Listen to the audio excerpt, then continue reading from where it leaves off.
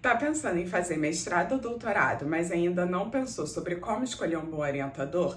Eu vou te dar um spoiler. Não é só sobre olhar quem é mais famoso ou quem tem mais publicações, mas tem outras coisas que podem fazer diferença na sua trajetória.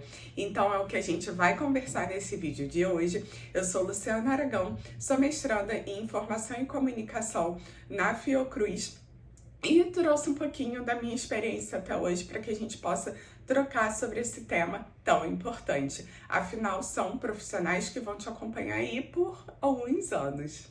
O primeiro ponto é um alinhamento com o tema. Então, a gente tem que fazer aquela fofoca acadêmica, olhar o currículo Lattes do professor que a gente tem como objetivo enquanto nosso orientador e olhar se as linhas de pesquisa que ele ou ela tem se estão alinhadas com o tema que você pretende pesquisar. É lógico que a nossa pesquisa vai mudando ao longo do processo e esse é o objetivo mesmo, que ao longo do programa a gente conheça outras coisas, aprofunde o nosso tema, que vá de fato com o que a gente vem estudando, mudando aquilo, enriquecendo cada vez mais, mas essa afinidade inicial ela é muito importante. E aí, essa afinidade é importante que seja não só de tema, mas também em relação à metodologia que o professor usa. Por exemplo, se você tem o objetivo de usar entrevistas na sua pesquisa, é importante que você busque um orientador, ou até mesmo um co-orientador, se no seu programa for possível, que tenha essa experiência com entrevistas, porque isso vai enriquecer o seu trabalho e até mesmo vai possibilitar com que você trabalhe com algo que você já tenha afinidade. Não faz sentido que você busque uma metodologia que não tenha sentido com o que você já estudou, com o que você já pesquisou.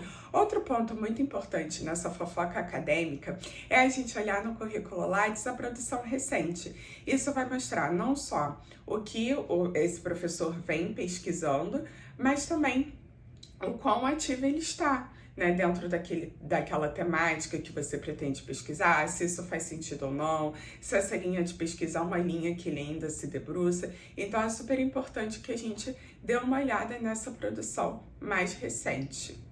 Outro ponto, apesar de ser um pouco delicado, mas que a gente precisa muito falar, é buscar a reputação desse orientador com outros orientandos, porque afinal são profissionais que a gente vai passar aí 2, 4 anos e a gente precisa analisar se faz sentido ou não com o nosso perfil. Não existe, como eu sempre falo, não existe nutricionista perfeito, não existe psiquiatra perfeito, existe aquele que vai fazer sentido com aquele paciente. Então, da mesma forma, um orientador pode funcionar com um aluno, mas não funcionar com você. Então, fazer perguntas sobre como são as reuniões, como é em relação à cobrança de prazos, como é o suporte, como se deu toda a orientação, porque isso você vai conseguir descobrir se faz sentido ou não com o seu perfil. Mais uma vez, não existe orientador perfeito, mas é importante ver se aquela pessoa está ou não alinhada com o nosso perfil.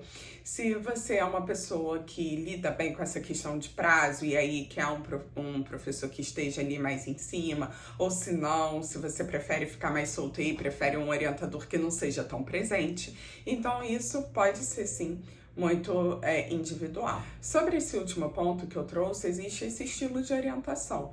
Os professores que vão estar mais presentes, professores que estarão menos presentes, e aí é importante desde o início você compreender como que vai ser essa orientação, qual a disponibilidade que esse orientador pode ou não ter para você e se isso faz ou não sentido para você. Se você quer alguém que esteja mais presente, que marque mais reuniões, que esteja sempre disponível ali num prazo menor, isso tudo é importante que seja alinhado desde o começo e que você entenda qual a real disponibilidade desse profissional que você está buscando. Também é importante você analisar se o orientador pode te proporcionar outras oportunidades para além ali da sua pesquisa e se essas oportunidades fazem sentido com o que você busca. Então, nessa indicação de oportunidades, outros projetos, bancas, congressos, tudo que possa trazer não só visibilidade para a sua pesquisa, mas também para você, para o seu trabalho.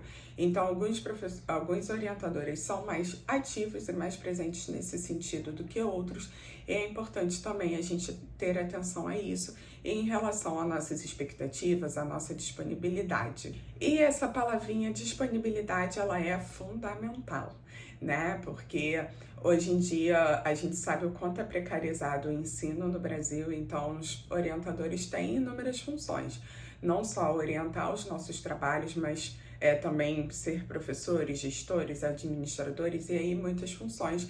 E muitos estão envolvidos em N atividades, então é importante desde o começo, até para ter um planejamento da sua pesquisa, que você entenda, compreenda essa disponibilidade dessa pessoa que você tem em mente como orientador.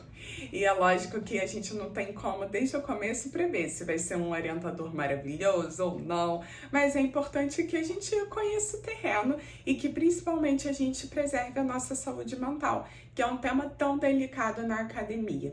Então, a gente buscar esse orientador que tenha o nosso perfil, que tenha uma disponibilidade alinhada com o que a gente pretende, tudo isso é importante para a gente tornar esse processo um pouquinho mais suave dentro do que é possível. Espero que esse vídeo tenha ajudado vocês e deixem as suas mensagens, compartilhamentos aqui nos comentários e vamos continuar trocando. Até a próxima!